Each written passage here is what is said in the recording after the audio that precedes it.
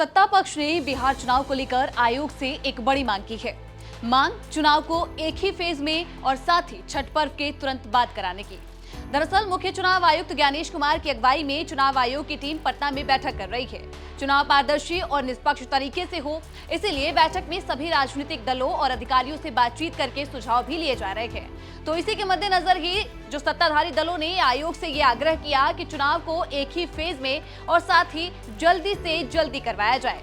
उनका ये कहना है कि राज्य में कानून व्यवस्था बेहतर है और अगर महाराष्ट्र जैसे राज्यों में एक चरण में चुनाव सफलतापूर्वक हुए हैं तो बिहार में भी ये संभव है। जदयू के सांसद संजय कुमार झा ने कहा कि हमने चुनाव आयोग के सामने अपनी बात को रखा।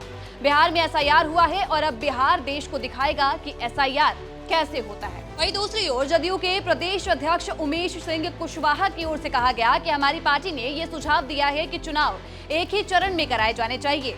छठ पर्व के दौरान बाहर से आने वाले मतदाताओं को वोट डालने की सुविधा देने के लिए चुनाव छठ पर्व के तुरंत बाद निर्धारित किए जाने चाहिए। वैसे अगर सत्ता पक्ष के इस प्रस्ताव को देखा जाए तो इस बार अगर इसको मान लिया जाता है तो बिहार में पुरुषों की जो भागीदारी है वोट डालने में, उसमें एक बड़ा फर्क देखने को मिल सकता है, क्योंकि अक्सर ही ये देखने को मिला है कि बिहार में चुनावी प्रक्रिया में पुरुषों की भागीदारी महिलाओं के मुकाबले कम रही है।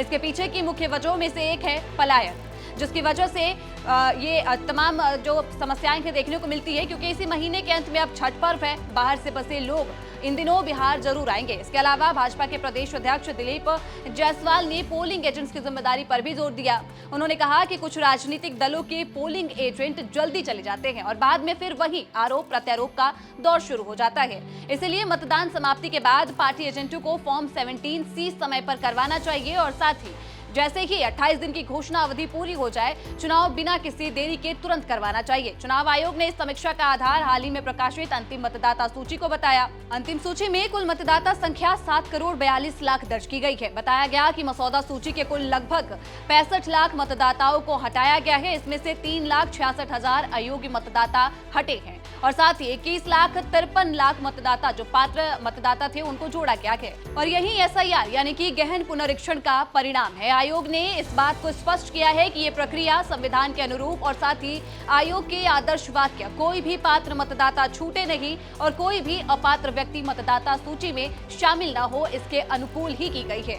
बता दें कि अभी पटना में बैठकों का दौर जारी है और चुनाव की तारीखों का ऐलान अब किसी भी वक्त हो सकता है।